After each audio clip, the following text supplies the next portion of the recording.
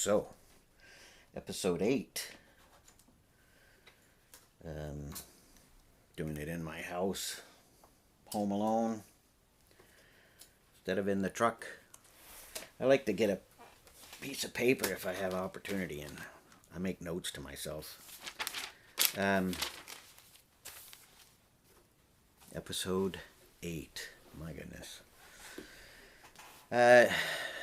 The sex. Now I got your attention. I've heard that one before. So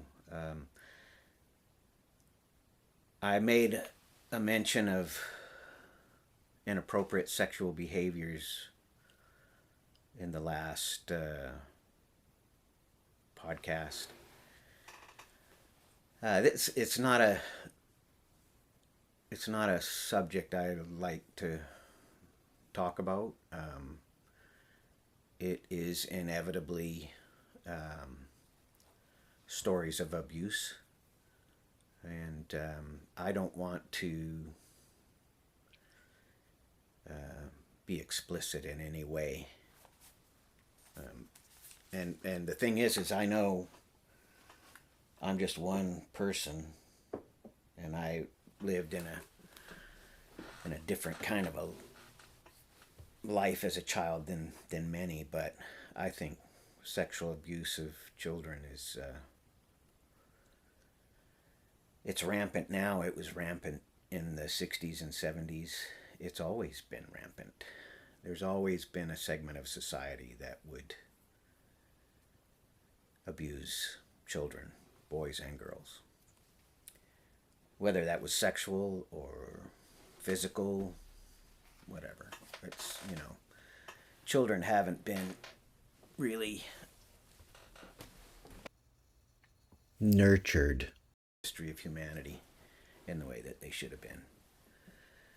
My opinion. So I want to, it's such a big subject. I want to talk about, again, when I was 10 years old. A lot of stuff happened to me when I was 10 years old. Happened in my life. I also mentioned the college age students, having a lot of them around. I don't know how that was initiated, that we ended up being immersed into that culture, that age group. But it was a pretty deep immersion. When I was 10, we had friends that were college age, and maybe some a little older. Maybe recently graduated from university. We had a group of people in Tuscaloosa, Alabama, which is where the University of Alabama is. There's also a University of Alabama, Birmingham. That one was in the city. My mom used to work there as a researcher after the divorce. The college age people had a big, that we were involved with, had a big representation there in Tuscaloosa. Many of them had gone to UAB. Some actually, I was going to wear my Bear Bryant hat. Let us talk about UAB. Little joke, my inner Bear Bryant. Anyway, there was one woman in particular that I think she was older. She was like the den mother for this group of college age students we had that were friends, and her name was LaDonna. She was a big woman. She was probably in her late 20s as opposed to her early and mid 20s. But she was still 20, maybe 25 or 26. I don't know, 27. I don't know, something like that. She was still quite into the culture, the university lifestyle culture. She worked at a diner donut shop slash diner. I, on a few occasions, went and spent extended periods of time with her. I don't know how that came to be. I cannot remember how that happened. But I have very vivid memories of two specific times where I was at her, staying at her house. So she was my guardian, I guess. I don't. Um, I don't have any idea how my parents, my mom and stepfather, met her or trusted her, or maybe they. I mean, I've already commented on there wasn't a lot of concern from my mom or my dad in one way. But anyway, story. I was staying at LaDonna's for a few days, and I can remember we went to the park. Well, I remember it as a park, but it may have well been the campus, UAB campus, because it had some nice public areas on the campus there, and we met up with some other friends, and we smoked a couple of joints, and they were talking about the party. They were gonna have a party, and I wasn't. It's like that was already arranged before I came there, before I was involved, and had a good time. And then later that night, as I remember it, we had dinner. She made dinner. There was me and her and another guy, like probably in his 20s. Um, and they were getting ready for the party. They had like cans of whipped cream and I, lots of food and stuff. And anyway, she later that night, like I would say probably around 7:30, she sent me off to my room. Like, it's time for you to go to bed. And I'm like, what? I'm 10 years old. I don't go to bed at 7:30. Might have been later, 8. I mean, who knows? That was when I was 10, and that was 55 years ago. So, um, anyway, as it happened, the party began. I was back in the back in a bedroom. I think I was probably watching TV or something, and at some point I came out, like, to see what was going on at the party, and it turned out that everybody was in differing stages, varying stages of undress. There was a lot of white sheets. People were spraying whipped cream on other people's private parts, and turns out it was an orgy. And I was like, I'd never experienced anything like that. I I retreated back to my room, and it's been frickin' decades since I even thought about this story. Anyway, so I did go back into the party, and I smoked some pot. I never got naked. I never was touched. I was never abused. In fact, LaDonna was apparently trying to spare me from the experience. Um, it was, at that time, it was disturbing for a 10-year-old mind. And I wasn't innocent at 10 years old already. I had experienced a lot of bizarre, unnatural, not normal sexual behavior. So experienced as in seen or whatever, you know. Um, I, in retrospect, like years later, as I thought about the incident, noticed, I recognized that in LaDonna, even though she was participating in this event, it was there was a desire to protect me from it. There was I don't know, a desire. There was an effort to protect me, to keep me from it. Why? Uh, with the mindset of those people, why was there? What was that? What was like?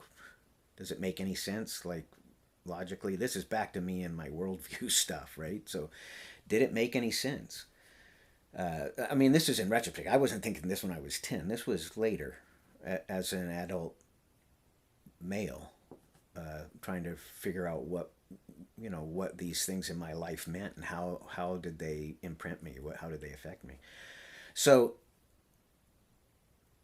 as as a man who has committed himself to understanding who God is, which I mean, and I know a lot of people that are into to Buddhism. Like right now, it seems to be a popular path amongst the younger people, and some older people. But I'm thinking more conversations I've had recently with some younger people in their 30s, and even yeah, no, late 20s, 30s, pushing 40 maybe. These are these people are pursuing something to give meaning to their life, right? Um, that's one, and another is other East Indian type faiths, which have been predominant in my life from an early age, and the questions that are asked, the answers that are sought, all typically has to do with karma and reincarnation, and they all tend to have that concept. I don't hold to that. I don't believe in reincarnation. I mean, I mentioned that before. Like, I want to be me forever. I want myself to be an eternal self, and I think that in Christianity, that's the understanding of what happens. So, my time here is about growing and understanding what it is to be not only created in the image of God, but to have a relationship with God, my Father, my Heavenly Father, and understanding how my relationship with my Father may have affected my perception of what a father is and what a good father is, and how my experience as a father may have affected my perception of what fatherhood is, they all do. They all do. And so we have to kind of delve into understanding why God is spoken of as a father. Like, why does he present himself in the Bible as a father? He also presents himself as a husband. Throughout the Old Testament, God claims himself to be the husband of Israel, this chosen nation. This was his beauty. This, I mean, and you read about it in Psalms and the Songs of Solomon, and you read about God's view of Israel. First, God's view of humanity, but God's view of Israel, his chosen bride, and how she trounces the relationship, how she becomes a harlot. She she seeks after other gods. Like, so this is an example of, again, for me, of the human heart. This is like, we tend to push away those who deeply love us. I'm not saying everybody does that. I'm just saying it's an example of the human heart, humanity. And we, you know, anyway, when you start talking about sex, it goes into these other things: husbandry, what it is to what's sex about. It's like sex is a great gift from God, and at the same time, it's been perverted by the mind of, or by the actions, by the hearts of wicked men and women. I mean, I say men, I mean mankind. How we pervert the good things of God. I mean, and the earth is an example. As if you look at the earth, and there's a scripture in Romans 8, where it says all of creation groans. All of creation groans for the return of Christ. So Christ being the creator, all of creation seeks God. They seek the return of things being put right. And here we fight, among ourselves, like we think we're going to fix climate change, or we're going to fix child slavery or any of those things, without actually realizing we don't have the capacity because of our greed, our evil, our dark hearts. I mean, this isn't. I got the timer on here. This isn't they're going longer, 15 minutes. The statement isn't. I can't even remember what I was going to say now.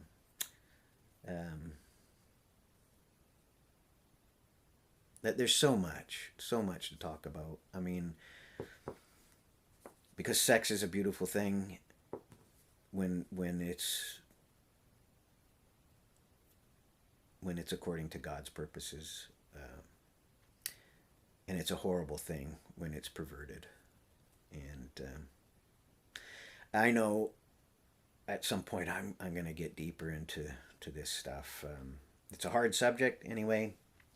I don't know what song I'm going to do yet. I'll find something. Thanks for joining me for this episode 8, and I'll see you in episode 9.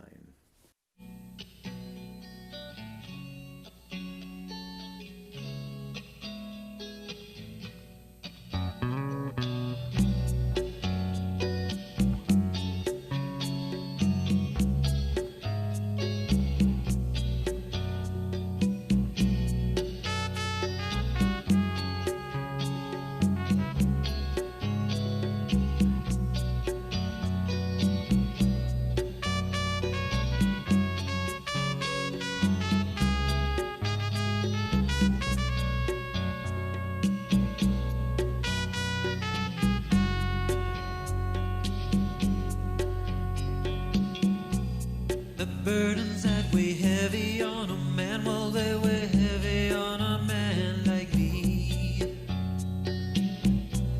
And even in the quiet of the night, I know of battles that no eye can see.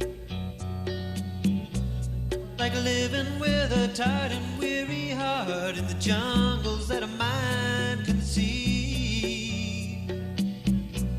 And bury the weight of one man's soul, even though that one man believed. It's only natural. It's not like I've lost all hope. I haven't lost any at all. It's not a fear about my destiny. It's not a fear that I might fall. I have a goal that I still press on to. Though through trials I must go. The things I've done, no punishment to suffer. The thing that he did to save my soul. Very thing he did to save my soul. Sometimes when I'm crying inside me, I wish that tears would flow. That someone might see me and understand, you know. 'Cause when my heart is weary and my strength is fading oh so low, my faith is seeming cloudy and the world is growing oh so cold. Seems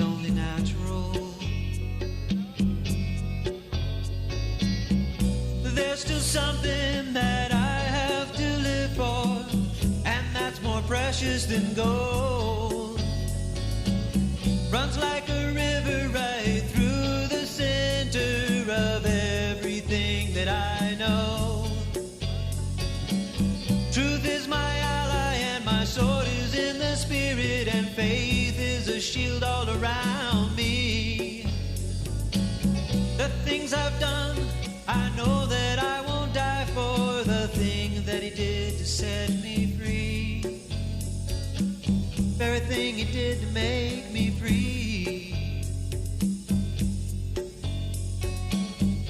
I don't want it to look like desperation. It's not, I just need some clarity. 'Cause in my heart I need